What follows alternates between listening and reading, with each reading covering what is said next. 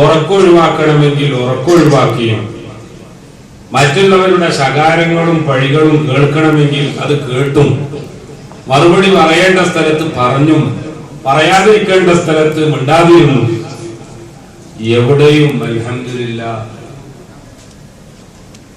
സുന്നത്ത് ജമാഅത്തിന്റെ ആ ശരിയായ വഴിയിൽ അല്ലാഹുവും റസൂലും പൊരുത്തപ്പെടുന്ന മാർഗത്തിൽ ജോലി ഏതായാലും കമ്പനിയിലെ ഡെസിഗ്നേഷൻ എത്ര ഉന്നതമാണെങ്കിലും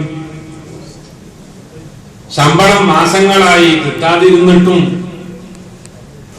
സാമ്പത്തികമായി വലിയ ഉയർച്ച ഉണ്ടായാലും ഇല്ലെങ്കിലും എപ്പോഴും നമ്മൾ ഈ ഒരു അസ്തിത്വം കാത്തു സൂക്ഷിക്കാൻ കഴിഞ്ഞവരാകുന്നു അല്ലെങ്കിൽ സാധിച്ചവരാകുന്നു.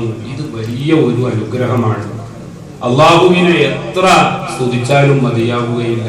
ഈ നിഅമത്ത് അല്ലാഹു തആല നിലനിർത്തി തരുമാറാവട്ടെ. നമ്മളിലും നമ്മുടെ മക്കളിലും ഇനി വരുന്ന തലമുറക്കുമൊക്കെ അല്ലാഹു തആല മഹാഭാഗ്യം തന്ന് അനുഗ്രഹിക്കുമാറാവട്ടെ. ഒരല്പസമയം വൈകിയത് പണ്ട് ഫഖീദുൽ ഉമ്മ Sheikh Zayed bin Sultan Al Nahyan لما توفي فقيد الأمة أنا كنت في عاصمة المملكة المغربية الرباط مع فضيلة الشيخ أبي بكر حفظه الله في الدروس الحسنية التي تقيمها المملكة في القصر الملكي بالرباط. അന്ന് മൊറോക്കോയിലെ പാലസിൽ മൊറോക്കോ രാജാവ് മുഹമ്മദ് ആറാമന്റെ അതിഥികളായി ബഹുമാനപ്പെട്ട ഷെയ്ഖുനയും ഞാനും റമദാനിൽ അവിടെ ഇരിക്കുമ്പോഴാണ് ബഹുമാനപ്പെട്ട ഷെയ്ഖ് സായിദ് നവ്വറല്ലാഹു ദരീഹഹു വഅദ്ഖലഹു അല്ലാഹു ഫസീഹ ജന്നാതിഹി വവഫഖ വാരിഥിഹി ലിൽഖിയാമി ബികുല്ലി മാ ഫീഹി ഖൈറുൻ വസ്വലാഹുൻ ലിഹാദിഹിൽ ഉമ്മ. അദ്ദേഹം വഫാത്തായ വിവരം ഞങ്ങൾ അവിടെ നിന്നാണ്. തൊട്ടു പിറ്റേ വർഷം റമദാനിൽ ഇവിടെ വന്നു. അൽഹംദുലില്ലാഹ് അദ്ദേഹം അന്ത്യവിശ്രമം കൊള്ളുന്ന സ്ഥലത്ത് നടക്കുന്ന സുന്നത്ത് ജമാഅത്തിന്റെ ആചാരങ്ങൾ കണ്ടപ്പോൾ അതുവരെ പത്രങ്ങളിൽ ചാനലുകളിൽ ആ കാര്യം അറിഞ്ഞിരുന്നെങ്കിലും നേരിട്ട് അനുഭവിക്കാൻ കഴിഞ്ഞപ്പോൾ വല്ലാത്ത സന്തോഷം. ചില കാര്യങ്ങൾ നേരിട്ട് അനുഭവിക്കുമ്പോൾ പറഞ്ഞു കേട്ടതിനേക്കാൾ കൂടുതൽ വിശ്വാസവും അതേപോലെ തന്നെ മതിപ്പും ഉണ്ടാവും. എന്നാൽ മറ്റു ചില കാര്യങ്ങൾ കാണുമ്പോൾ നേരത്തെ പറഞ്ഞു കേട്ട മതിപ്പ് ഇല്ലാതാകാറുമുണ്ട്. അറബ് സാഹിത്യത്തിലെ നോവൽ ഐറ്റംസിൽ ആദ്യകാലത്ത് രേഖപ്പെടുത്തപ്പെട്ട ഗ്രന്ഥങ്ങൾക്കാണ് മഖാമാത്ത് എന്ന് പറയുന്നത്. മഖാമാത്തുൽ ഹരീരി എന്ന പേരിൽ ഒരു സീരീസ് തന്നെയുണ്ട്. ഹരീരിയെ പറ്റി വളരെയധികം പറഞ്ഞു കേട്ട ഒരുത്തന് അദ്ദേഹത്തോട് ആരാധന തോന്നി എന്നാണ് ഹിസ്റ്ററി ഓഫ് അറബിക് ലിറ്ററേച്ചർ പഠിപ്പിക്കുന്നത്. ആരാധന മൂത്ത ഇദ്ദേഹത്തിന് എന്ത് തന്നെയായാലും ഹരീരിയെ ഒന്ന് കാണണം, വല്ലാത്ത നിർബന്ധം. ചരിത്രം പറയുകയാണ്, അദ്ദേഹം സ്വന്തം സ്വത്ത് വിറ്റ് ഹരീരിയെ കാണണം. ഇനി ഹരീരിയെ കണ്ടേ അടങ്ങൂ, ജീവിതത്തിന് ഇനി ഒരർത്ഥവുമില്ല, അദ്ദേഹത്തെ കാണല് മാത്രമാണ് ലക്ഷ്യം എന്ന് ശപഥം ചെയ്ത് സ്വത്ത് മുഴുവൻ വിറ്റ് ഹരീരിയെ കാണാൻ വേണ്ടി അദ്ദേഹം ഇറാഖിലേക്ക് തിരിച്ചു. ഹരീരിയുടെ നാട്ടിലെത്തി ഹരീരിയുടെ വീട്ടിൽ ചെന്ന് അദ്ദേഹത്തിന്റെ മുഖത്തേക്ക് ഒരൊറ്റ നോട്ടം നോക്കിയപ്പോഴേക്ക് ഇദ്ദേഹത്തിന് നേരത്തെ ഉണ്ടായിരുന്ന മതിപ്പൊക്കെ നഷ്ടപ്പെട്ടു. കാരണം അദ്ദേഹം മനസ്സിലാക്കിയത് ഹരീരി എന്ന് പറയുമ്പോൾ ഒരു ആജാനുബാഹുവായ, ഖുർആനിൽ പറഞ്ഞതുപോലെ ബസ്തത്തൻ ബിൽ ഇൽമി വൽ ജിസ്മ്, രണ്ടും വേണ്ടതാണ്. നല്ല നോളജ് ഉണ്ട്, പേഴ്സണാലിറ്റിയും ഉണ്ട്. ഞാനിപ്പോ കോട്ടിട്ടത് തണുപ്പാണെന്ന് കരുതിയിട്ട്. പക്ഷെ ഇവിടെ ചൂടാണ്. ചെച്ചനിയിൽ ചെന്നിട്ടും ഇട്ട കോട്ട് കുറെ കഴിച്ചു വെക്കേണ്ടി വന്നു. അപ്പൊ കാണാനും കൂടി ഒരു പേഴ്സണാലിറ്റി എന്ന് പറയാ, അപ്പോഴേ ആളുകൾക്ക് മതിപ്പുണ്ടാവുകയുള്ളൂ. ഹരീരിയെ കണ്ടപ്പോ ഇദ്ദേഹത്തിന് പടച്ചോനെ സ്വത്ത് മുഴുവൻ വിറ്റ് കാണാൻ വരാൻ മാത്രമൊന്നും ഇദ്ദേഹം ഇല്ലല്ലോ എന്ന് തോന്നി. പക്ഷെ തോന്നിയപ്പോഴേക്ക് അദ്ദേഹം വലിയ പണ്ഡിതനാണ് ഹരീരി. അദ്ദേഹത്തിന് മനസ്സിലായി തന്നെ കാണാൻ വന്ന കക്ഷിക്ക് തന്നെ കണ്ടപ്പോഴേക്കും മതിപ്പ് നഷ്ടപ്പെട്ടു. ഉടനെ അദ്ദേഹം അവിടെ നിന്ന് ഒരു കവിത, 2 വരി കവിത ചൊല്ലി. ഇർത്തിജാലൻ, നിമിഷക്കവി എന്ന് പറയും. പെട്ടെന്ന് ഇദ്ദേഹത്തിന്റെ വായിൽ നിന്നൊരു കവിത വന്നു. പണ്ട് ഐസക് ന്യൂട്ടനെ ഇൻക്വിസിഷൻ കോർട്ടിൽ നിന്ന് ഒഴിവാക്കിയ ഒരു കഥ യൂറോപ്യൻ ചരിത്രത്തിൽ കാണാം. ഭൂമിയാണ് കറങ്ങുന്നത് എന്ന് പറഞ്ഞതിന്റെ പേരിലായിരുന്നു അദ്ദേഹത്തെ അന്ന് ക്രൈസ്തവ സഭ, ചർച്ച് ഇൻക്വിസിഷൻ കോർട്ടിൽ വർഷങ്ങൾ നീണ്ട വിചാരണക്കും തടവിനും വിധേയമായി. ഐസക് ന്യൂട്ടൻ ആലോചിച്ചു, ദൈവമേ, ഇങ്ങനെ ഈ ജയിലിൽ കഴിഞ്ഞാൽ എനിക്ക് ഇനി എന്തൊക്കെ ഗവേഷണം നടത്താനുണ്ട്. എനിക്ക് ഗവേഷണം നടത്തണമെങ്കിൽ, എന്റെ ഗവേഷണവുമായി മുന്നോട്ട് പോകണമെങ്കിൽ തൽക്കാലം കാരാഗൃഹത്തിൽ നിന്ന് രക്ഷപ്പെട്ടേ പറ്റൂ. എക്കാലത്തും സത്യം മാത്രമേ പറയൂ എന്ന് തീരുമാനിച്ചാൽ ചിലപ്പോ അപകടം ചെയ്യും. അതുകൊണ്ട് സഭയ്ക്ക് മുന്നിൽ ഞാൻ എന്റെ ആ ആശയത്തിൽ നിന്ന് പിന്തിരിഞ്ഞിട്ടുണ്ട്, ഞാനത് വിത്ഡ്രോ ചെയ്തിട്ടുണ്ട് എന്ന് പ്രഖ്യാപിക്കാൻ അദ്ദേഹം തീരുമാനിച്ചു. അദ്ദേഹം എഴുതി കൊടുത്തു, ഭൂമിയാണ് തിരിയുന്നത് എന്ന വാദം ഞാൻ പിൻവലിച്ചിരിക്കുന്നു. അങ്ങനെ അദ്ദേഹത്തെ ജയിലിൽ നിന്ന് മോചിതനാക്കുകയാണ്. സ്വാഭാവികമായും ജയിലിലേക്ക് കടക്കുന്ന ജയിലിന്റെ എൻട്രൻസും എക്സിറ്റും ഒക്കെ വളരെ കുടുസായ ചെറിയ വാതിലായിരുന്നു. അത് മൈദനിയെ അടച്ച പരപ്പന അഗ്രഹാര ജയിലിൽ ഞങ്ങൾ കഴിഞ്ഞ മാസം പോയിരുന്നു. നോക്കുമ്പോ നമ്മൾ അങ്ങോട്ട് കടക്കാനുള്ള കവാടം അത്രയും നാരോ, വളരെ കുടുസായിട്ട്. അപ്പൊ ഇദ്ദേഹം ന്യൂട്ടൻ പുറത്തേക്ക് വന്നപ്പോൾ, അല്ല ന്യൂട്ടൻ അല്ല, ഗലീലിയോ പുറത്തേക്ക് വന്നപ്പോൾ അറിയാതെ അദ്ദേഹത്തിന്റെ തല ഈ വാതിൽകെട്ടിൽ തട്ടിയാണ്. വാതിൽകെട്ടിൽ തട്ടിയപ്പോൾ ചിലപ്പോ അപ്രതീക്ഷിതമായ എന്തെങ്കിലും പറ്റുമ്പോലോ ആളുകളിൽ നിന്ന് ചില പ്രത്യേക ശബ്ദം പുറത്തേക്ക് വരും. ഇദ്ദേഹം അറിയാതെ പറഞ്ഞു, in spite of what I have said the earth still went round the sun. ഞാൻ തൽക്കാലം രക്ഷപ്പെടാൻ വേണ്ടി നിങ്ങളോട് പറഞ്ഞിട്ടുണ്ട് ഭൂമി അല്ല തിരിയുന്നത്, പക്ഷെ ഞാൻ അത് പറഞ്ഞപ്പോഴും ഭൂമി സൂര്യന് ചുറ്റും തിരിയുക തന്നെയാണ് എന്നാണ് ആ പറഞ്ഞതിന്റെ അർത്ഥം. പെട്ടെന്ന് ഒരാശയം ഇങ്ങോട്ട് വരികയാണ്. അതേപോലെ ഇദ്ദേഹത്തിന് പെട്ടെന്ന് കവിത വിരിയുകയാണ് ചെയ്യുന്നത്. തന്നെ കാണാൻ വന്ന കക്ഷിക്ക് തന്നെ പറ്റിയുള്ള മതിപ്പ് നഷ്ടപ്പെട്ടു എന്ന് ബോധ്യപ്പെട്ടപ്പോ കവിത ഇങ്ങോട്ട് വന്നു. കവിത ഇപ്രകാരമായിരുന്നു, മാ അൻത അവ്വലു സാരിൻ ഗർറഹു ഖമറു വഅജബതുഹു ഖുദ്റത്തുദ്ദിമനി ഫഖ്തർ ലിനഫ്സിക ഗൈരി ഇന്നനി മിസ്ലൽ മുഈദി ലൻ തറനി തസ്മഉ ബി വലൻ തറനി. സുഹൃത്തേ, എന്നെ കാണാൻ വേണ്ടി കൊലയും പറമ്പും വിറ്റ് വന്നിട്ടുണ്ടെങ്കിലും സംഗതി ഇങ്ങനത്തെ അബദ്ധം പണ്ടും പറ്റലുണ്ട് പലർക്കും. നിനക്കാണ് ആദ്യമായിട്ട് ഇത്തരം ഒരു അബദ്ധം പറ്റുന്നതെങ്കിൽ വല്ലാത്ത ദുഃഖം തന്നെയാണ്. മാൻ തവ്വലു സാരിൻ ഗർറഹു ഖമറു. എത്ര കുട്ടികളെ അവരെ അമ്മമാര് മോനെ ചോറ് കഴിക്കൂ, അമ്പിളിമാമനെ പിടിച്ചു തരാം എന്ന് പറഞ്ഞ് പറ്റിക്കാറുണ്ട്. നോക്കണം നിങ്ങൾ, അദ്ദേഹത്തിന് കവിതയിൽ ആ അമ്മ പണ്ട് ചോറ് കൊടുത്തപ്പോൾ അമ്പിളിമാമനെ കാണിച്ചുകൊണ്ട് നിന്നെ അങ്ങോട്ട് കൊണ്ടുപോയി ആക്കാം, അല്ലെങ്കിൽ ആ അമ്പിളിമാമനെ കയ്യിൽ പിടിച്ചു തരാമെന്ന് പറഞ്ഞ് അത് അദ്ദേഹത്തിന് ഓർമ്മ വരികയാണ്. ഇതാണ് അവരുടെ ആ ആവിഷ്കാരത്തിന്റെ ആ വിഹായസ് വളരെയധികം വികസിതമാണ് എന്ന് പരിശുദ്ധ ഖുർആൻ പറഞ്ഞു.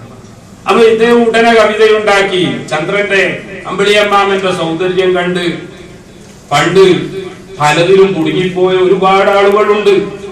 നീ മാത്രമല്ല അങ്ങനെ കുടുങ്ങിയത്. അതുകൊണ്ട് ഫഖ്തർ ലി നഫ്സിക ഗൈരി, മോനെ മറ്റാരെങ്കിലും അടുത്തുപോട്, തൽക്കാലം എന്നെ നിനക്ക് പറ്റില്ല. ഇന്നനി മിസലൽ മുഅയ്ദി, എന്നെ സംബന്ധിച്ച് പറയുകയാണെങ്കിൽ പണ്ടൊരു മുഅയ്ദി ഉണ്ടായിരുന്നു, അയാളെ പോലെയാണ്. അതായത് എന്നെ കേട്ടാൽ മതി, കാണേണ്ട ആവശ്യമില്ല, കണ്ടാൽ മതിപ്പ് കുറയും എന്ന് ചുരുക്കം. ഞാനിപ്പോ ഈ കഥ തുടങ്ങിയത് എവിടെയെന്ന് എനിക്ക് എനിക്ക് ഓർമ്മില്ല. അപ്പൊ ഷെയ്ഖ് സായിദ് റഹിമഹുല്ലാഹ് മഹാനവറുകളെ സംബന്ധിച്ച് അന്ന് കണ്ടപ്പോൾ പറഞ്ഞു വന്നത് അതാണ്. നേരത്തെ കേട്ടതുപോലെയല്ല. സുബ്ഹാനല്ലാഹ്, നമ്മുടെ നാട്ടിൽ ലഖിനു മൗതാക്കും ഖൗല ലാ ഇലാഹ ഇല്ലല്ലാഹ് എന്നോ ഇഖ്റഉ അലാ മൗതാക്കും സൂറത്ത യാസീൻ എന്നോ സ്വഹീഹായ ഹദീസുകൾ വരെ ദുർവ്യാഖ്യാനം ചെയ്ത് ഖുർആൻ ഓതിപ്പോയാൽ സബുൽ മൂഖിഖാത്തിന്റെ അപ്പുറമുള്ള കുറ്റമാണ്, അല്ല അത് ഓതുന്നവൻ മുശ്രിക്കാകാൻ കാരണമാകും എന്ന് പറയുന്ന ആളുകൾ വരെ ഇവിടെ ദർഗയിൽ വന്ന് ദുആ ചെയ്യുന്ന, ഖുർആൻ ഓതുന്ന രംഗം കണ്ടപ്പോൾ വല്ലാത്ത സന്തോഷം തോന്നി. അത് കഴിഞ്ഞതിന് ശേഷം പിന്നെ ഞാൻ അവിടെ പോകാൻ അവസരം കിട്ടിയിട്ടില്ല. ഇവിടുന്ന് ആര് വരുമ്പോഴും ഞാൻ ചോദിക്കുക, അല്ല അവിടെ മസ്ജിദ് ഷെയ്ഖ് സായിദിൽ ഇപ്പോഴും ഖുർആൻ പാരായണം നടക്കുന്നുണ്ടോ? എല്ലാവരും പറയും ഓ ഇപ്പോഴും നടക്കുന്നുണ്ട്. പക്ഷേ കഴിഞ്ഞ ആഴ്ച ഷെയ്ഖുന ഉസ്താദ് അവരുടെ കൂടെ ഇങ്ങോട്ട് വന്നപ്പോ ഞാൻ ഉസ്താദിനോട് പറഞ്ഞു, ഉസ്താദ് ഒന്ന് അവിടെ ക്യാരി സിയാറത്ത് ചെയ്ത് പോയി. അല്ലാതെ എത്ര ദർഗണ്ട്, അവിടെ ഒന്നും സിയാറത്തിന് പോകാൻ താല്പര്യമില്ലാത്ത നിങ്ങൾക്ക് ഇപ്പൊ ഇവിടുന്ന് ഒരു പ്രത്യേക താല്പര്യം കയറിയത് എന്തേലും? ഞാൻ പറഞ്ഞു അതിന് ഇങ്ങനെ ഒരു സീക്രട്ടും കൂടി ഉണ്ട്, എനിക്ക് അതുണ്ട്, അതിനെപ്പറ്റി യാതൊരു സംശയവും വേണ്ട, അത് ഇപ്പോഴും അവിടെ ഒത്തു നടക്കുകയാണ്. ഉസ്താദ് ഇന്നലെ വന്നു കുവൈത്തിലേക്ക് പോയപ്പോ ഇന്ന് ഞാൻ രാവിലെ തന്നെ മനസ്സിലാക്കി എന്തായാലും വേണ്ടിയില്ല, ഒന്ന് സിയാറത്തിന് പോകണം. വൈകുന്നേരം റഫീഖ് കണ്ടോണ പറഞ്ഞു നമുക്ക് പോകാം. എന്തില്ല പോയി സിയാറത്ത് ചെയ്തു. ദുആയിരുന്നപ്പോ ബാത്തി ഓതി ദുആയിരുന്നപ്പോഴോ ഞാൻ പ്രത്യേകം ദുആയിരുന്നു, പടച്ചോനെ ഈ നാട് സുന്നത്തിയമായത്തിന് വേണ്ടി നീ ഫത്ഹാക്കി തരണം ഇവരെ ബർക്കത്ത് കൊണ്ട്. ഒരുപാട് ആളുകൾക്ക് ജീവിതത്തിന്റെ വഴി കാണിച്ചു കൊടുത്ത വലിയ മനുഷ്യനാണ്. എത്രയോ അടുക്കളകളിൽ തീ കാഞ്ഞത് അദ്ദേഹത്തെ കൊണ്ടാണ്. എത്രയോ പെൺകുട്ടികൾക്ക് ഭർത്താക്കന്മാരെ ലഭിച്ചത് അദ്ദേഹത്തെ കൊണ്ടാണ്. എത്രയോ സാധുക്കൾക്ക് വീടുകൾ ഉണ്ടായത് അദ്ദേഹത്തെ കൊണ്ടാണ്. എന്തേ അദ്ദേഹത്തിന് നമ്മെ സഹായിക്കാൻ സാധിക്കില്ല? സുന്നത്തിയമായത്തിന്റെ വിശ്വാസപ്രകാരം സാധിക്കും എന്ന് തന്നെയാണ് നമ്മുടെ വിശ്വാസം.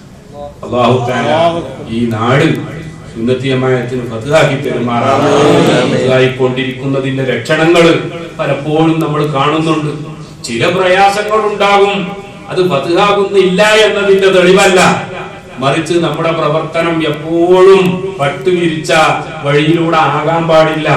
അങ്ങനെയാകുമ്പോൾ നമ്മൾ സ്വയം മറന്നു പോകും, നമ്മൾ വന്ന വഴി മറന്നു പോകും. നമുക്ക് വേണ്ടി പ്രസ്ഥാനത്തിന് വേണ്ടി ത്യാഗം ചെയ്ത നമ്മുടെ നേതാക്കന്മാരുടെ വില നമ്മുടെ മനസ്സിൽ കുറഞ്ഞു പോകും.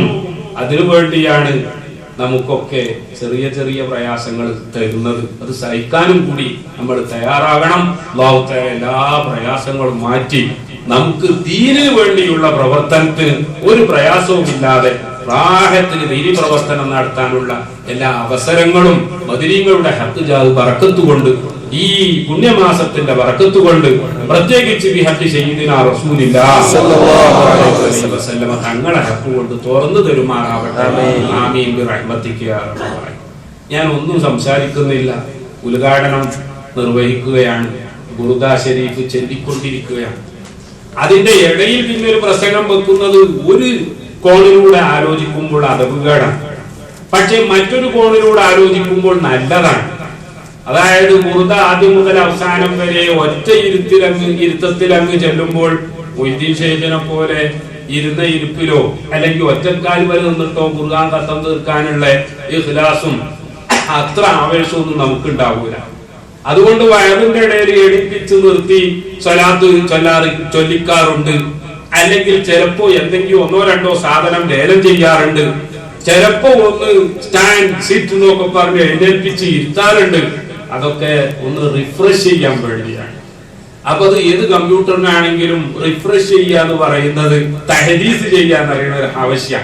അപ്പോഴേ ഒന്ന് റീജുവനേറ്റഡ് ആയിട്ട് ഒന്നും കൂടി ആവേശം വരും. അപ്പൊ അതിന്റെ അടുത്ത് ഇങ്ങനെ പ്രസംഗം ഒരാൾ പ്രസംഗിച്ച് ഈ പ്രസംഗം ഒന്ന് മതിയാക്കി ബുധന്റെ ചെല്ലിയാ മതിയായിരുന്നു എന്ന് തോന്നുമ്പോ നിങ്ങൾക്ക് ഒന്നുകൂടി ആവേശം വരും. ഞാൻ ഓർക്കുകയാണ് അലക്സാണ്ട്രിയ എന്ന് പറഞ്ഞാൽ കൈറോയിൽ നിന്ന് 200 കിലോമീറ്റർ അകലെ പണ്ട് അലക്സാണ്ടർ ദി ഗ്രേറ്റ്, മഹാനായ അലക്സാണ്ടർ ചക്രവർത്തി നിർമ്മിച്ച വലിയ പട്ടണം. ആ പട്ടണത്തിന് ഒരുപാട് സവിശേഷതയുണ്ട്. അലക്സാണ്ട്രിയ ലൈബ്രറി എന്ന് പറയുന്ന ഒരു ലൈബ്രറിയെ പറ്റി ഇസ്ലാമിനെതിരെ ഉന്നയിക്കാത്ത ആരോപണങ്ങളില്ല. ഖലീഫ ഉമർ റളിയല്ലാഹു അൻഹു അദ്ദേഹം ആ ലൈബ്രറി നശിപ്പിക്കാൻ വേണ്ടി മന്ദിക്കിലെ 3-ാമത്തെ ഷെക്കില്, അത് കിതാബോധി ഉസ്താദന്മാർക്ക് അറിയാം, തെറ്റായി ഉപയോഗപ്പെടുത്തി എന്നാണ് ഒരു പുസ്തകത്തിൽ ഞാൻ വായിച്ചത്. നോക്കണം നിങ്ങൾ, ഒരു അമുസ്ലിമായ എഴുത്തുകാരി നമ്മുടെ തിരുവനന്തപുരത്ത് നിന്ന് ഭാഷാ ഇൻസ്റ്റിറ്റ്യൂട്ട് പ്രസിദ്ധീകരിച്ച തർക്കശാസ്ത്രം എന്ന പുസ്തകത്തിൽ പണ്ട് വായിച്ച ഓർമ്മ ഇപ്പൊ ഓർമ്മ വന്നതാണ്. ആ പെണ്ണ് എഴുതുകയാണ്, ഖലീഫ ഉമർ തർക്കശാസ്ത്രത്തിലെ 3-ാമത്തെ രൂപമാണ് തന്റെ വാദം നിരത്താനും അതുവഴി ലോകത്തിന്റെ വിജ്ഞാന കേന്ദ്രമായിരുന്ന അലക്സാണ്ട്രിയ ലൈബ്രറി തീ വെച്ച് നശിപ്പിക്കാനും ഉപയോഗപ്പെടുത്തിയത്. എന്നിട്ട് അവര് പറയുന്നു ഖലീഫ ഉമറിന്റെ വാദം ഇപ്രകാരമായിരുന്നു: ആ ലൈബ്രറിയിലുള്ള പുസ്തകങ്ങളിലുള്ള കാര്യങ്ങൾ ഒന്നുകിൽ ഖുർആനിന് അനുകൂലമാണ്, എങ്കിൽ പിന്നെ ഖുർആൻ തന്നെ മതി, അല്ലെങ്കിൽ ഖുർആനിന് വിരുദ്ധമാണ്. ഖുർആനിന് വിരുദ്ധമായ ഒന്ന് നിലനിർത്താൻ ഒരിക്കലും സാധ്യമേ അല്ല. രണ്ടായാലും ലൈബ്രറി നശിപ്പിക്കേണ്ടതാണ്. എന്നാൽ അതിനു മുമ്പ് എഴുതിയ ക്രൈസ്തവ ചരിത്രകാരന്മാർ മുഹമ്മദുർ റസൂലുള്ളാഹി സ്വല്ലല്ലാഹു അലൈഹി വസല്ലം തങ്ങളുടെ മുമ്പ് തന്നെ റോമൻ അക്രമത്തിൽ അലക്സാണ്ട്രിയ ലൈബ്രറി അപ്പാടെ തകർന്നിരുന്നു എന്നും ഒരൊറ്റ പുസ്തകത്തിന്റെ പൊടി പോലും അതിലുണ്ടായിരുന്നില്ല എന്ന് എഴുതി വെച്ചിട്ടുണ്ട്. നമുക്ക് മനസ്സിലാക്കേണ്ടത്, വാർത്തകൾ തമസ്കരിക്കുന്ന ആളുകൾ ഇങ്ങനെയൊക്കെയാണ് തമസ്കരിക്കുന്നത്. അതിനൊക്കെ ഒരുപാട് ഉദാഹരണമുണ്ട്. വൃദ്ധമജ്‌ലിസ് ആയതുകൊണ്ട് മറ്റു ഉദാഹരണങ്ങളിലേക്ക് ഞാൻ ഇപ്പോൾ കടക്കുന്നില്ല. ആ ലൈബ്രറിയും അതുപോലെ തന്നെ മെഡിറ്ററേനിയൻ കടലിന്റെ സൗന്ദര്യ റാണിയാണ്. ഇവിടെ അസ്ഹരി ഇരിക്കുന്നുണ്ട്, അദ്ദേഹം അവിടെ ജീവിച്ച ആളാണ്. ഞാൻ സിയാറത്തിന് വേണ്ടി മാത്രം പോയിട്ടുണ്ട്. അവിടെ നമുക്ക് ഏറ്റവും പ്രധാനമായി നമ്മളൊക്കെ പോകുന്നത് ബഹുമാനപ്പെട്ട ഇമാം ബുസൂരി റഹിമഹുല്ലാഹ് മഹാനവറുകളുടെ ദർഗ സിയാറത്ത് ചെയ്യാൻ ലോകത്തിന്റെ വിവിധ ഭാഗങ്ങളിൽ നിന്ന് വിശ്വാസികൾ അവിടെ വരും. ദർഗയിലേക്ക് കടന്നു ചെന്നാൽ നമുക്കറിയാം, ആ ചുമരുകളിൽ സുബ്ഹാനല്ലാഹ് ബുർദയിലെ ഈരടികൾ ഭംഗിയായി രേഖപ്പെടുത്തി വെച്ചിരിക്കുകയാണ്. തലയുടെ ഭാഗത്ത് എഴുതി വെച്ചത് കാണാം: മാ സാമനി തഹ്റു ദൈമൻ വസ്തജർതു ബിഹി ഇല്ലാ വനിതു ജിവാറൻ മിൻഹു ലം യുമി വലൽ തമസ്തു ഗിനദ് ദാരൈനി മിൻ യദിഹി ഇല്ല സ്തലംതു നദാ മിൻ ഖൈരി മുസ്തലമി. എനിക്ക് ഭൗതികമോ അല്ലാത്തതോ ആയ എന്തെങ്കിലും ആവശ്യം വരുമ്പോൾ ഞാൻ അതിനൊക്കെ പരിഹാരം കണ്ടത് യാ റസൂലല്ലാഹ് അങ്ങിൽ നിന്നാണ്. എനിക്കെതിരെ ഏത് രീതിയിലുള്ള അക്രമങ്ങൾ വന്നാൽ, പ്രകൃതിയുടെ ദുരന്തങ്ങളായി അക്രമങ്ങൾ വരുമ്പോഴും ശത്രുക്കളുടെ രൂപത്തിൽ അക്രമങ്ങൾ വരുമ്പോഴും ഒക്കെ, ഏത് രീതിയിലുള്ള അക്രമങ്ങൾ വന്നാലും ഏത് തരത്തിലുള്ള പ്രയാസങ്ങൾ വന്നാലും അവിടെ ഒക്കെ ഞാൻ അഭയം തേടാറുള്ളത് യാ റസൂലല്ലാഹ്, ഞാൻ ആ മദീനയിലാണ് അഭയം തേടാറുള്ളത്. അല്ലെങ്കിലും ഇന്നൽ ഈമാന ലയഗ്രിസു ഇലൽ മദീന, മുഅ്മിനീങ്ങൾക്ക് എന്ത് പ്രയാസം ഉണ്ടാകുമ്പോഴും അഭയം തേടാനുള്ളത് മദീനയിൽ മാത്രമാണ്. അത് ഒരു കാലഘട്ടം വന്ന് മറ്റുള്ള നാടുകളിൽ നിന്നൊക്കെ അങ്ങോട്ട് ഒഴുകും എന്ന് മാത്രമല്ല അതിന്റെ അർത്ഥം. മുഅ്മിനായ മനുഷ്യന് എന്ത് പ്രശ്നമുണ്ടെങ്കിലും, സന്തോഷം വരുമ്പോഴും സന്താപം വരുമ്പോഴും പ്രയാസങ്ങൾ വരുമ്പോഴും ദുരിതങ്ങൾ വരുമ്പോഴും അവൻ എപ്പോഴും അവന്റെ ഹൃദയം ഇലാ റസൂലില്ലാഹി സ്വല്ലല്ലാഹു അലൈഹി വസല്ലം. ഒമാനിൽ നിന്ന് മക്കയിലേക്ക് വന്ന സ്വഹാബി, അദ്ദേഹത്തിന്റെ ദർഗ ഇന്നും ഒമാനിലുണ്ട്. മാസിൻ ബിൻ ഖദൂബ റളിയല്ലാഹു അൻഹു അൽ ബിദായത്തു വൻ നിഹായയിൽ ഇബ്നു കസീർ തന്റെ ചരിത്രം രേഖപ്പെടുത്തുകയാണ്. അദ്ദേഹം പറയുന്നത് നോക്കൂ: ഇലൈക റസൂലല്ലാഹി സഖത്ത് മതിയതി തജൂബുൽ ഫയാഫി മിൻ ഉമാന ഇലൽ ഖദ്ഫി لتشفع لي يا خير من وطي الثرى فيغفر لي ربي وارجع للفلج. ഒമാനിൽ നിന്ന് സ്വഹാബി വന്ന് അള്ളാഹുവിന്റെ റസൂലിനോട് പറയുകയാണ്, നബിയെ ഞാൻ വന്നത്, ഞാൻ ഒമാനിൽ നിന്നാണ് വരുന്നത്, ഞാൻ അങ്ങയുടെ അടുത്തേക്ക് വരുന്നത് എന്തിനാ?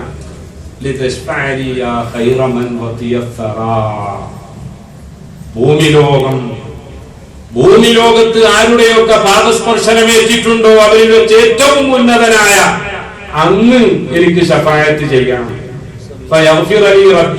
എന്റെ പാപങ്ങൾ അല്ലാഹു തആല പുറത്തു തരണം, എന്നിട്ട് എനിക്ക് നാട്ടിലേക്ക് മടങ്ങിപ്പോകണം. കണ്ടോ, എല്ലാവരും പറഞ്ഞതാണ്.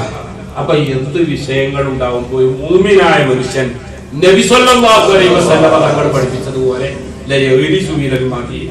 മദീനയിൽ നിന്നാണ് അവന് പ്രതീക്ഷയുടെ കിരണങ്ങൾ, പ്രകാശം വരുന്നത്, സഹായം വരുന്നത്, ദുരിതാശ്വാസം വരുന്നത്, അവന് വിജ്ഞാനം വരുന്നത്, അവന് സ്നേഹം തരുന്നത്, അവന് ആ മന്ദമാർത്തൻ വരുന്നത് എല്ലാം മദീനയിൽ നിന്നാണ്.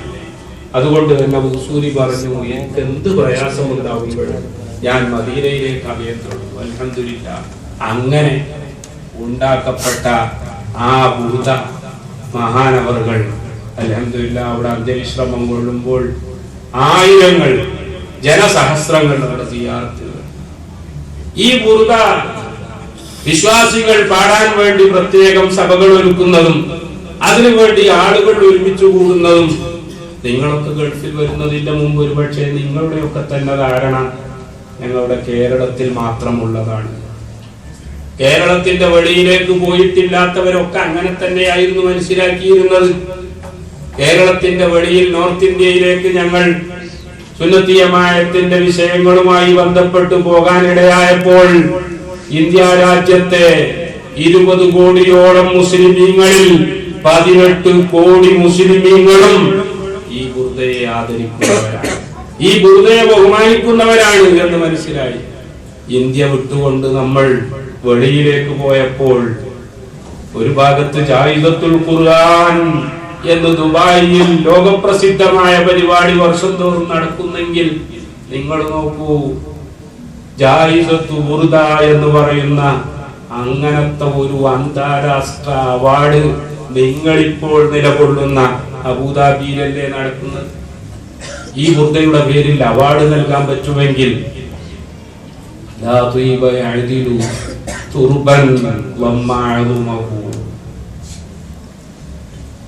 നമ്മളിപ്പോ അവസാനം ചൊല്ലിവെച്ച വലിയ അതാണ് അല്ലാഹുവിന്റെ റസൂലുമായി ബന്ധപ്പെട്ട എല്ലാം അല്ലാഹുവിന്റെ റസൂലിന്റെ ശരീരത്തിന്റെ ഭാഗമല്ല, തലയിലെ മുടിയല്ല, ധരിച്ച വസ്ത്രമല്ല, അല്ലെങ്കിൽ ശരീരത്തിൽ നിന്ന് പുറപ്പെട്ട വിയർപ്പല്ല, മറിച്ച് നോക്കണം നിങ്ങൾ,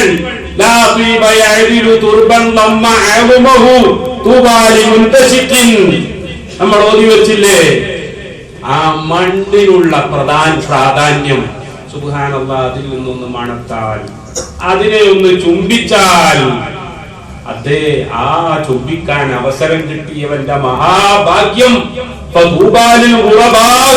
എന്ന് ഹദീസിൽ പറഞ്ഞ ശൈലിയാണ് ഇവിടെ ഇമാം ബൂസൂരി ഉപയോഗിച്ചത്. പ്രിയപ്പെട്ട സഹോദരന്മാരെ, അത് നമ്മൾ ഉൾക്കൊള്ളണം. ഫാത്തിമ റളിയല്ലാഹു അൻഹ അല്ലാഹുവിന്റെ റസൂലിന്റെ വഫാത്തിന് ശേഷം അല്ലാഹുവിന്റെ റസൂലിന്റെ റൗദ ശരീഫിൽ ഖബറിന്റെ അടുത്ത് എന്ന് അല്ലാഹുവിന്റെ റസൂലിന്റെ മുഖത്തേക്ക് മുഖം ചേർത്തി വെച്ച് ആ ഖബറിലേക്ക് തല ചായ്ച്ചു വെച്ചുകൊണ്ട് പറയുകയാണ്, മാദാ മൻ ശമ്മ തുർബത അഹ്മദി അല്ലാ യശുമ്മ മദസ്സമാനി ഖവാലിയാ. ഖബറിന്റെ മണ്ണിൽ തല പൂഴ്ത്തിക്കൊണ്ട് ഫാത്തിമ ബീവി റളിയല്ലാഹു അൻഹ പറയുകയാണ്, ഈ ഖബറിന്റെ മണ്ണ് വെറും മണ്ണായിട്ടായിരിക്കാം മറ്റുള്ളവർക്ക് കാണാൻ കഴിയുന്നത്, പക്ഷേ എന്റെ പിതാവ് കിടക്കുന്ന ഈ ഖബറിനെ തൊട്ട മണ്ണുണ്ടല്ലോ, ആ മണ്ണിനെ ഞാൻ കാണുന്നത്. നോക്കണം, ആ വരികളിൽ അവർ പറയുന്നത്, മാദാ അലാമൻ ശമ്മ തുർബത അഹ്മദി അല്ലാ യശുമ്മ മദസ്സമാനി ഖവാലിയ. ഖവാലി എന്ന് പറഞ്ഞാൽ ലോകത്തെ ഏറ്റവും മുന്തിയ ഫ്രാഗ്രൻസ്, ഹെവൻലി ഫ്രാഗ്രൻസ്, ഏറ്റവും മുന്തിയ പരിമളം. എന്നിട്ട് അവർ ഒരു വരി കൂടി പറയുകയാണ്, സുബ്ബത്ത് അലയ്യ മസായിബു ലൗ അന്നഹാ സുബ്ബത്ത് അലൽ അയ്യാമി അങ്ങയുടെ വിരഹത്തിന് ശേഷം ഞാൻ അനുഭവിക്കുന്ന പ്രയാസം ചില്ലറയൊന്നുമല്ല പിതാവേ. അങ്ങയുടെ വിരഹത്തിന് ശേഷം ഞാൻ അനുഭവിക്കുന്ന പ്രയാസങ്ങൾ അതിന് കയ്യും കണക്കുമില്ല. ആ പ്രയാസങ്ങൾക്കുള്ള പരിഹാരമായിട്ടാണ് അവിടുത്തെ ഖബറിന്റെ മണ്ണിൽ ഞാൻ മുഖം വെച്ചുകൊണ്ട് ചുംബിക്കുന്നത് എന്ന് ബീവി ഫാത്തിമ റളിയല്ലാഹു അൻഹ പറഞ്ഞതായി ഇബ്നു നജ്ജാർ അദ്ദേഹത്തിന്റെ ദുർറത്തു സമീന എന്ന ഗ്രന്ഥത്തിൽ രേഖപ്പെടുത്തുന്നത്. ലോകത്ത് എല്ലായിടത്തും വിശ്വാസികൾ അത് തിരിച്ചറിഞ്ഞിട്ടുണ്ട്. യൂറോപ്പിലും അമേരിക്കയിലും ഏഷ്യയിലും ആഫ്രിക്കയിലും ഒക്കെ ലോകത്തെ മുസ്ലിം ജനകോടികൾ അവര് എല്ലായിടത്തും മഹബ്ബത്തുർ റസൂൽ ആ വിഷയം തങ്ങളുടെ ജീവാത്മാവായി തന്നെയാണ് കണക്കിലെടുക്കുന്നത്. ഞാൻ ചുരുക്കി പറയുകയാണ്, ചെച്ചനയിൽ പോയ വിവരം ഒന്ന് പറയണം എന്നാണ് ചെവിയിൽ പ്രവർത്തകർ വന്ന് പറഞ്ഞത്. അൽഹംദുലില്ലാഹ്, ചെച്ചനിയ എന്ന് പറഞ്ഞാൽ ഇന്നലെ നിങ്ങൾ കേട്ടിട്ടുണ്ടാവും, സാർ ചക്രവർത്തിമാരുടെ സോവിയറ്റ് ഭരണാധികാരികളുടെ നിഷ്ഠൂരമായ അക്രമങ്ങൾക്ക് വിധേയമായി 100% മുസ്ലിമീങ്ങളുള്ള രാജ്യത്ത് അവിടുത്തെ ഇൻഫ്രാസ്ട്രക്ചർ മുഴുവനായി തകർന്നു എന്ന് മാത്രമല്ല, ഞങ്ങൾ അവിടെയുള്ള ആളുകളോട് മുമ്പ് കാലത്ത് കമ്മ്യൂണിസ്റ്റുകാരും അതിനു മുമ്പ് സാർ ചക്രവർത്തിമാരും നടത്തിയ അക്രമങ്ങളെ പറ്റി പറഞ്ഞപ്പോൾ അവർ പറയുകയാണ്, നതീജത്തുൽ ഹർബ് ഇന്നഹാ ലം തുബ്ഖി ഹജറൻ അലാ ഹജർ. ആ നാട്ടുകാരായ മുഫ്തി ഞങ്ങളോട് പറഞ്ഞതാ. എന്താ പറഞ്ഞതിന്റെ അർത്ഥം നിങ്ങൾക്ക് മനസ്സിലായില്ല? നതീജത്തുൽ ഹർബ് എന്താന്ന് ചോദിച്ചപ്പോ പറഞ്ഞത് ഇന്നഹാ ലം തുബ്ഖി ഹജറൻ അലാ ഹജർ. ആ യുദ്ധം കാരണമായി ഒരു കല്ലിന്റെ മേലെ വേറെ ഒരു കല്ല് ബാക്കിയായിട്ടില്ല എന്ന് പറഞ്ഞാൽ സകല വീടുകളും സകല പള്ളികളും മുഴുവൻ സ്കൂളുകളും ആശുപത്രികളും എല്ലാം തകർത്ത് തരിപ്പണമാക്കി കഴിഞ്ഞു. ഒന്നും ഉണ്ടായിരുന്നില്ല. ഖുർആൻ പറഞ്ഞതുപോലെ ഇന്നലെ ഇവിടെ ഒന്നുമില്ല എന്ന് വന്നു നോക്കുന്നവർക്ക് മനസ്സിലാകും. ആ രീതിയിൽ എല്ലാം നിലംപരിശാക്കിയിരുന്നു യുദ്ധം. പക്ഷേ അൽഹംദുലില്ലാഹ്, നിങ്ങൾക്കറിയാമോ, അള്ളാഹുവിന്റെ റസൂല് വെള്ളം കുടിച്ചിരുന്ന ആ കുടിക്കാൻ ഉപയോഗിച്ച പരിശുദ്ധമായ പാത്രം ബ്രിട്ടനിലെ മ്യൂസിയത്തിൽ നിന്ന് വലിയ വില കൊടുത്തുകൊണ്ട് അവർ കൈവശപ്പെടുത്തി. ഇപ്പോൾ ഭരിക്കുന്ന ഇപ്പോഴത്തെ പ്രസിഡന്റ് റമദാൻ കദീറോവിന്റെ പിതാവ് സയ്യിദ് അഹമ്മദ് കദീറോവ്, അദ്ദേഹത്തിന്റെ കാലഘട്ടത്തിലാണ് അതവിടെ. ശീശാനിലെ 1.5 കോടി മുസ്ലിമീങ്ങൾ മുഴുവൻ ഉറച്ചു വിശ്വസിക്കുകയാണ്, ഞങ്ങൾക്ക് ആ ബറക്കത്ത് വന്നതിന്റെ ശേഷമാണ് യുദ്ധം നിന്നതും അതേപോലെ തന്നെ രാജ്യത്ത് പുരോഗതി ആർജിച്ചതും. ഇന്ന് തുർക്കിയിലെ ചരിത്രപ്രസിദ്ധമായ അയാ സോഫിയയിലേക്കാണ് നിങ്ങൾ ചെല്ലുന്നത് എന്ന് തോന്നും. ഇന്നലെ ഞങ്ങളുടെ പരിപാടി നടന്ന ആ വലിയ പള്ളി കണ്ടാൽ ഓട്ടോമൻ കല ആർക്കിടെക്ചർ ഉപയോഗപ്പെടുത്തി ഉസ്മാനിയ ഖിലാഫത്തിന്റെ കാലത്തുള്ള ആർക്കിടെക്ചർ ഫന്നുൻ നഹ്തി ഉപയോഗിച്ച് സുബ്ഹാനല്ലാഹ് ഉണ്ടാക്കിയ പള്ളികൾ. എയർപോർട്ടിന്റെ തൊട്ടടുത്തൊരു പള്ളി ഖുബത്തു സുഹ്റ, അതിന് 4 വലിയ മിനാരങ്ങൾ ഘടിപ്പിച്ചു. മിനാരങ്ങൾ ഇല്ലെങ്കിൽ അത് ഖുബത്തു സുഹ്റ ഡോം ഓഫ് റോക്ക് ആണ്. ജെറൂസലമിലെ ബൈത്തുൽ മുഖദ്ദസിലെ ഡോം ഓഫ് റോക്ക് ആണ്. അതിന് 4 വലിയ മിനാരം. അത് കഴിഞ്ഞിങ്ങോട്ട് വന്നാൽ കൊട്ടാരം പ്രസിഡൻഷ്യൽ പാലസ്, അതിന്റെ അടുത്ത് കഅബ. അങ്ങനെ തന്നെ എനിക്ക് തോന്നുന്നത് കൃത്യമായി മക്കയിലുള്ള കഅബയുടെ ഉയരവും വീതിയും അതിന്റെ ഹൈറ്റും ആൾട്ടിറ്റ്യൂഡും എല്ലാം കൃത്യമാണ്, കറുത്ത തുണിയിൽ പൊതിഞ്ഞ്. പക്ഷെ വ്യത്യാസം എന്താണ്? 4 വലിയ മിനാരങ്ങൾ, അതിന്റെ ചുറ്റും മതാഫ് ഇല്ല, അതുകൊണ്ട് തന്നെ മസ്ജിദുൽ ഹറാമും ഇല്ല. പക്ഷെ കഅബക്ക് ചുറ്റും 4 വലിയ മിനാരങ്ങൾ. ആ മിനാരങ്ങൾ ഇല്ലെങ്കിൽ കഅബ മക്കയിൽ ഇപ്പോൾ ഉണ്ടോ എന്ന് നമുക്ക് സംശയമാവും. കാരണം അത് അവിടുന്ന് എടുത്ത് സുലൈമാൻ നബി മുമ്പ് ബൽക്കീസിന്റെ കൊട്ടാരം കൊണ്ടതുപോലെ കൊണ്ടെന്ന് വെച്ചതാണോ എന്ന് തോന്നിപ്പോ. സുബ്ഹാനല്ലാഹ്, ഞങ്ങൾ വിമാനം, ഗ്രോസ്നിയാണ് തലസ്ഥാനം, അവിടെ എത്തി. വിമാനം ലാൻഡ് ചെയ്യുന്നതിന്റെ മുമ്പ് തന്നെ ഞങ്ങൾ ഓരോരുത്തരും വിൻഡോ സീറ്റിലാണ്. പ്രത്യേക ഫ്ലൈറ്റ് ആണ്, റൊട്ടാന എയർവേസിന്റെ പ്രത്യേക ഫ്ലൈറ്റ്. 44 ഫസ്റ്റ് ക്ലാസ് സീറ്റ് എന്ന് പറഞ്ഞാൽ 44 സീറ്റും first class, full flat bed. എമിറേറ്റ്സിന്റെ ഒക്കെ ഫസ്റ്റ് ക്ലാസ്സിൽ കയറിയാൽ മാത്രം കാണാവുന്ന കാഴ്ചയാണ് ഫുൾ ഫ്ലാറ്റ് ബെഡ്. ആ ഫുൾ ഫ്ലാറ്റ് ബെഡുള്ള 44 സീറ്റ്, സാധാരണ 12 സീറ്റുകൾ. ആ 12 സീറ്റുകൾ അതിഥികൾക്കുള്ളതല്ല, അതിൽ മറ്റു ചില സാധനങ്ങൾ സ്റ്റോർ ചെയ്യാൻ, നമ്മുടെ ഈ ആധാറുകൾ ചിലത് അങ്ങോട്ട് കൊണ്ടുപോയി അത് വെക്കാൻ വേണ്ടി. ആ വിമാനം അവിടെ ലാൻഡ് ചെയ്യുന്നതിന് മുമ്പ് തന്നെ വളരെ താഴ്ന്നു പറക്കുകയാണ്. താഴെ കാണുന്നത് പ്രസിഡന്റും പ്രധാനമന്ത്രിയും മറ്റു മന്ത്രിമാരും അതുപോലെ തന്നെ കോടതിയിലെ ജഡ്ജിമാരും VIP-കളും ആലിമീങ്ങളും സാദാത്തുക്കളും. സുബ്ഹാനല്ലാഹ്, ഒരു നാട് മുഴുവൻ ഈ വിമാനത്തിന് വേണ്ടി കാത്തിരിക്കുകയാണ്. ഞങ്ങള് അവിടെ ഇറങ്ങുന്നതിന്റെ മുമ്പ് ഖസ്റജി പറയുകയാണ്, അയ്യുഹൽ ഉലമാഉ വദ്ദുയൂഫ് എന്ന് പറഞ്ഞിട്ട്, വിമാനം ലാൻഡ് ചെയ്താൽ നമുക്ക് ഇറങ്ങാൻ വേണ്ടി അവര് സൗകര്യം ചെയ്യും. ഞാൻ ആദ്യം ഇറങ്ങും, എന്റെ മുന്നിൽ എന്റെ 2 സെക്രട്ടറിമാര് നേരത്തെ ഇറങ്ങും, അത് കഴിഞ്ഞാൽ ഞാൻ ഇറങ്ങും. ഞാൻ കോടിയുടെ ഹാഫ് വേ എത്തുമ്പോൾ എന്റെ തൊട്ടു പിന്നിൽ ശൈഖ് അബൂബക്കർ വറായി. ഞാൻ ആലോചിക്കുകയാണ്, ബഹ്റൈനിൽ നിന്നുള്ള, ഇറാഖിൽ നിന്നുള്ള, അതുപോലെ തന്നെ സിറിയയിൽ നിന്നുള്ള, പിന്നെ UAE-യിൽ നിന്നുള്ള, സൗദിയിലെ അൽ ഖസീമിൽ നിന്നും പറയാൻ അങ്ങനെ പറ്റുമെന്ന് എനിക്ക് സംശയം. അവിടെ നിന്നൊക്കെ ഉള്ള ആലിമീങ്ങൾ ഉണ്ടത് എന്നറിയാം.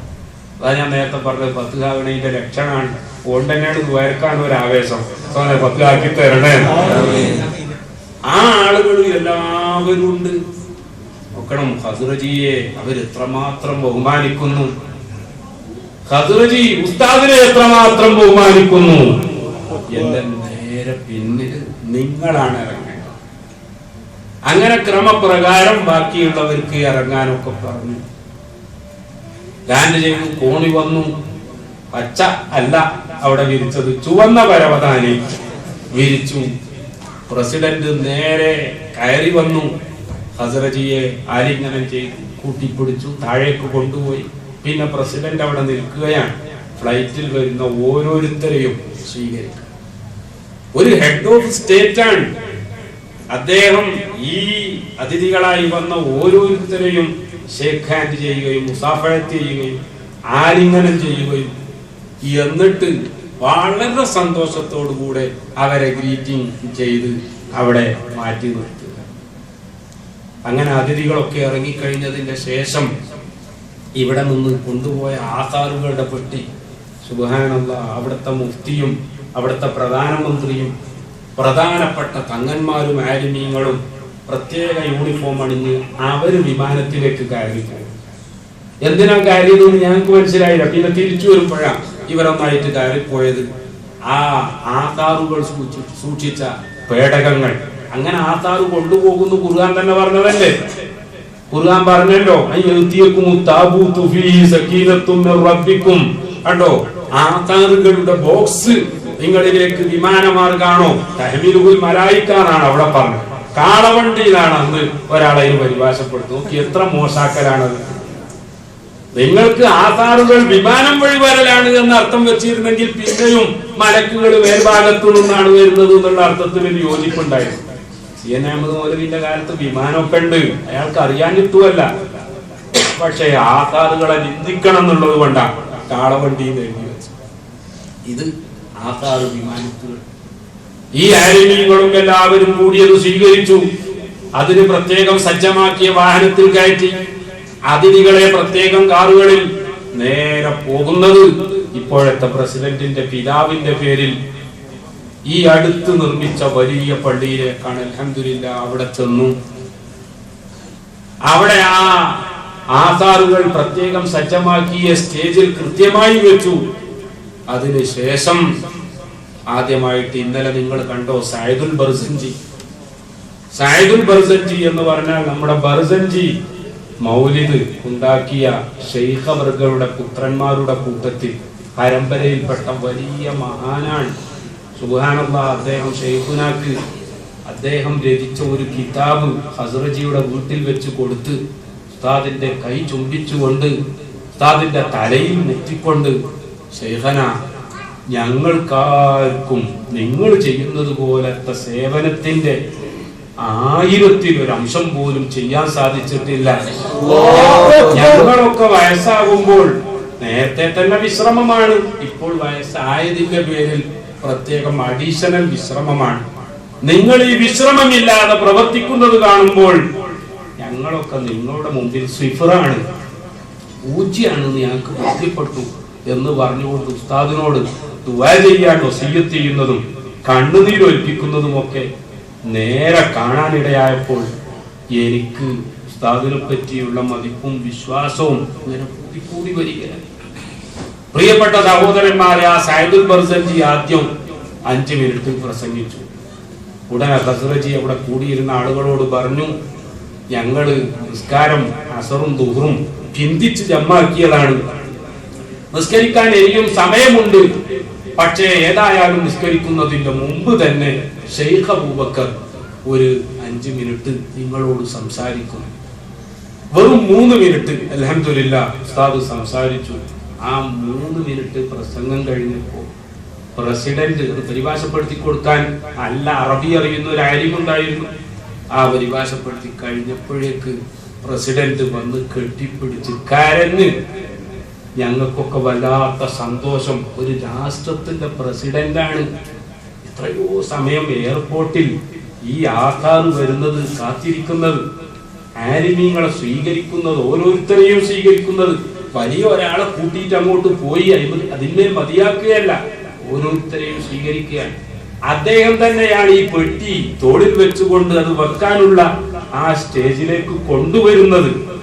അതിനുശേഷം മാറി നിന്ന് മറ്റുള്ള വിശ്വാസികളുടെ കൂട്ടത്തിൽ ഒരാളായി ഈ നേതാക്കന്മാരുടെ പ്രസംഗം ശ്രദ്ധിക്കുകയാണ്. സുബ്ഹാനല്ലാഹ്. ആ സമയം അങ്ങോട്ട് തുടങ്ങി ആസാറ് കാണാൻ വേണ്ടിയുള്ള ആളുകളുടെ വരവ്. ഞങ്ങൾ അത് കഴിഞ്ഞു, നിസ്കാരവും കഴിഞ്ഞു. ഉസ്താദിന് പ്രധാനമായിട്ട് ബഹുമാനപ്പെട്ട ശൈഖുന ഉസ്താദിന്, അതുപോലെ മുറൈഹി, അങ്ങനെ 3-4 ആളുകൾക്ക് പ്രസിഡന്റ് തന്നെ പറഞ്ഞു, ഹോട്ടലിലേക്ക് പോകണ്ട, നിങ്ങൾ എന്റെ കൂടെ കൊട്ടാരത്തിൽ തന്നെ താമസിക്കണം. നോക്കണം, ഏതെങ്കിലും ഒരു രാഷ്ട്രത്തിന്റെ ഒരു വലിയ VIP വന്നാൽ പോലും കൊട്ടാരത്തിൽ താമസിപ്പിക്കാം. വളരെ പ്രധാനപ്പെട്ട ഒരു 3-4 ആളുകളെ ആ കൂട്ടത്തിൽ ഉസ്താദ് പറഞ്ഞു, ഞാൻ ഒറ്റക്കായാലും പറ്റൂല, നിങ്ങളും വേണം, നിങ്ങളും ഹക്കീമും രണ്ടിലും ഒരാൾ വേണം. ഞാൻ പറഞ്ഞു, ഞാൻ ഉണ്ടാവണേക്കാൾ നല്ലത് അബ്ദുൽ ഹക്കീം അസ്ഹരിയാണ്. അതുകൊണ്ട് പിന്നെ പല വിഷയങ്ങളും ശ്രദ്ധിക്കാനും ബന്ധപ്പെടാനും ഒക്കെ എന്നെക്കാൾ കൂടുതൽ നല്ലതാണ്. അങ്ങനെ അബ്ദുൽ ഹക്കീം അസ്ഹരിയും ഉസ്താദും, നേരത്തെ ഞാൻ പറഞ്ഞ മുറൈഹി, അങ്ങനെ ഹസ്റജി, അവർ മാത്രം കൊട്ടാരത്തിൽ. ഞങ്ങൾക്ക് മറ്റുള്ള ആലിമീങ്ങൾക്കും യുയൂഫിനും ഒന്നായി ഗ്രോസ്നി സിറ്റി എന്ന ഹോട്ടലിൽ തൊട്ടടുത്ത് തന്നെ, പാലസിന്റെ തൊട്ടടുത്ത് അൽഹംദുലില്ലാഹ് സൗകര്യം ചെയ്തു തന്നു. രാത്രി 8 മണിയോടുകൂടി വീണ്ടും കൊട്ടാരത്തിലേക്ക് വരാൻ പറഞ്ഞു. തിരിച്ചു വന്നു. മൗലിദ് തുടങ്ങുകയാണ്. രാത്രി 12 മണി വരെ ഗംഭീരമായ മൗലിദ്, മുഴുവൻ ആളുകളും കൂടുന്ന മൗലിദ്. സുബ്ഹാനല്ലാഹ്. ഈ പ്രസിഡന്റ്, പ്രധാനമന്ത്രി, മറ്റു മന്ത്രിമാര് സാധാരണക്കാരെ പോലെ, നിങ്ങളിപ്പോൾ എന്റെ മുന്നിലിരിക്കുന്നത് പോലെ ഇവിടെ ഉസ്താദുമാരായി പ്രധാനപ്പെട്ടവരായി KKM സൈദിയും മറ്റേ ഉസ്താദുമാർ, അൻവരി ഉസ്താദ്, അസ്ഹരി ഉസ്താദ്, ഒരുപാട് ഉസ്താദുമാർ കണ്ടോ. അവരെ നിങ്ങൾ പ്രത്യേകം സ്റ്റേജിലേക്കാക്കി. നിങ്ങളൊക്കെ സദസ്സിലിരുന്നു. നിങ്ങളെ കൂട്ടത്തിൽ എനിക്കറിയാം ഞങ്ങളെക്കാൾ പ്രധാനപ്പെട്ടവർ ഈ സദസ്സിലുണ്ട്. എല്ലാ സദസ്സിലും ഉണ്ടാകാറുണ്ട്. സ്റ്റേജിൽ ഇരിക്കുന്നവരെക്കാൾ എല്ലാ അർത്ഥത്തിലും മുന്തിയവർ സഭയിലുണ്ടാകും. അത് എല്ലാവരെയും കൂടി നോക്കി സ്റ്റേജ് മേലോ താഴെയോ ഒന്നും ആക്കാൻ സാധിക്കുകയില്ല. പക്ഷെ ഞാൻ ഇവിടെ പറയാൻ ഉദ്ദേശിക്കുന്നത് ആലിമീങ്ങളെ മുഴുവൻ സ്റ്റേജിലേക്ക് മാറ്റി.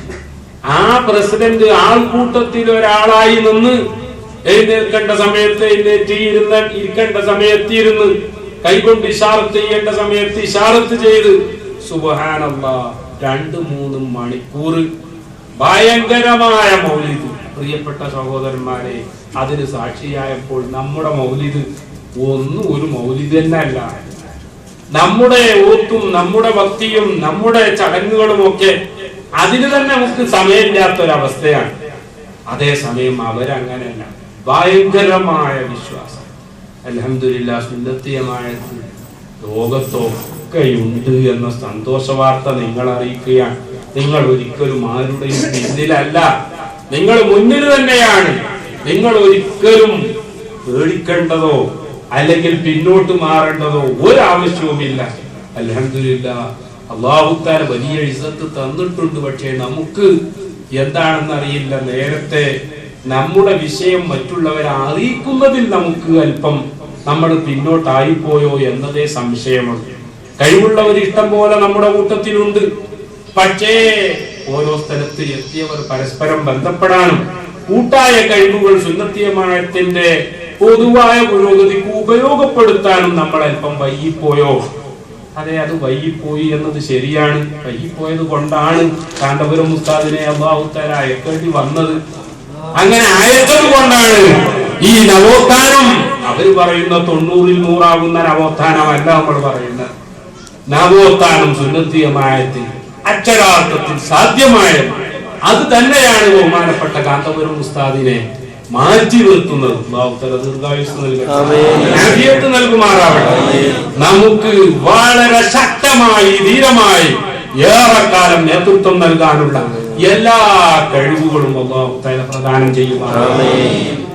ആ വലിയ നേതാവിന്റെ പിന്നിൽ അതുപോലെ നമ്മുടെ മുഴുവൻ നേതാക്കന്മാരുടെയും പിന്നിൽ അടിയുറച്ചു നിന്ന് സുന്നത്തിയമായത്തിനു വേണ്ടി മരിക്കുവോളം പോരാടാനും ഭരണത്തിന് ശേഷം പോരാടാനുള്ള ഭടന്മാരെ തയ്യാറാക്കി യാത്ര ചെയ്യാനും അല്ലാഹു തആല നമുക്ക് തൗഫീഖ് നൽകുമാറാവട്ടെ. ആമീൻ. ഈ പരിപാടിക്ക് വേണ്ടി പ്രവർത്തിക്കുന്ന നമ്മുടെ ചെറുപ്പക്കാരായ RSS പ്രവർത്തകർ, അതുപോലെ തന്നെ നമ്മുടെ ആലിമീങ്ങൾ എല്ലാവരും പ്രായമോ ജോലിയോ ഒന്നും വകവെക്കാതെ അൽഹംദുലില്ലാഹ്, എനിക്ക് തോന്നുന്നത് RSCയുടെ പ്രവർത്തകന്മാരെക്കാളും ഉഷാറിൽ പ്രായം കൂടിയ ആളുകൾ മുന്നിലാണ്. എല്ലാവർക്കും അല്ലാഹു തആല കൂടുതൽ ആഫിയത്തും ആരോഗ്യവും തൗഫീഖും പ്രദാനം ചെയ്യുമാറാവട്ടെ. നമ്മുടെ ഈ പ്രവർത്തനങ്ങളും മറ്റുള്ള പ്രവർത്തനങ്ങളും ഒക്കെ അവൻ കബൂൽ ചെയ്യുമാറാവട്ടെ. ആമീൻ ബിറഹ്മതിക യാ അർഹമർ റഹീമീൻ. ഇനിയും പറയാനുണ്ട്. ഇന്ന് പള്ളിയിലെ ഇമാമിന്റെ പ്രസംഗം അൻവരി ഉസ്താദ് പരിഭാഷപ്പെടുത്തിയപ്പോൾ യോഹന്നാന്റെ വചനം അവിടെ ഉദ്ധരിക്കുകയുണ്ടായി. എനിക്ക് ഇപ്പൊ അത് ഓർമ്മ വരികയാണ്. അദ്ദേഹം കണ്ടു പ്രസംഗത്തിന് യോഹന്നാനെയും മത്തായിയെയും ഉദ്ധരിച്ചു. യോഹന്നാൻ യേശു പറഞ്ഞതായി പറഞ്ഞു, I have much to tell you, but you could not bear it. Now I am going to my Father, and I will ask him to send the Spirit of truth, who will stay with you forever. ഇനിയും വളരെയധികം പറവാനുണ്ട്, നിങ്ങൾക്കോ വഹിപ്പാനാവില്ല. ഞാൻ പിതാവിങ്കലേക്ക് പോകുന്നു. സത്യത്തിന്റെ ആത്മാവിനെ നിങ്ങളിലേക്ക് അയക്കാൻ ഞാൻ അവരോട് പറയും. ആ സത്യത്തിന്റെ ആത്മാവ് സകല സത്യങ്ങളിലും നിങ്ങളെ വഴി നടത്തും. ഇത് മുഹമ്മദ് മുസ്തഫ സല്ലല്ലാഹു അലൈഹി വസല്ലം തങ്ങളെ പറ്റി യേശു പറഞ്ഞതായി വികൃതമാക്കപ്പെട്ട ബൈബിളിൽ യോഹന്നാന്റെ സുവിശേഷത്തിൽ ഇന്നും ഉള്ളതാണ്. ഞാൻ അതിവിടെ ഉദ്ധരിച്ചത് എനിക്ക് പറയാൻ നിങ്ങളുടെ ആവേശം കാണുമ്പോൾ ഇനിയും തോന്നുന്നുണ്ട്. പക്ഷേ but you could not bear it. ഇനിയും ഞാൻ പറഞ്ഞാൽ നിങ്ങൾക്ക് സഹിക്കാൻ അല്ലെങ്കിൽ വഹിപ്പാനാവില്ല. അതുകൊണ്ട് ഇത്രയും പറഞ്ഞ് ബിസ്മില്ലാഹിർ റഹ്മാനിർ റഹീം എന്ന വിശുദ്ധ നാമത്തിൽ ഇത് ഉദ്ഘാടനം ചെയ്തതായി പ്രഖ്യാപിച്ച് ഞാൻ നിർത്തുന്നു. വിഷയാവതാരകരും പ്രസംഗകരും അതുപോലെ നുജൂമു എന്നാണ് എനിക്ക് ഇവരെ പരിചയപ്പെടുത്തിയെന്ന് പറഞ്ഞാൽ സ്റ്റാർസ്. അപ്പൊ വലിയ സ്റ്റാറുകളും ഒക്കെ ഇരിക്കും. അല്ലാഹു തആല എല്ലാവരുടെയും സ്റ്റാർ പവർ കൂട്ടിത്തരുമാറാവട്ടെ. അസ്സലാമു അലൈക്കും വറഹ്മത്തുള്ളാഹി.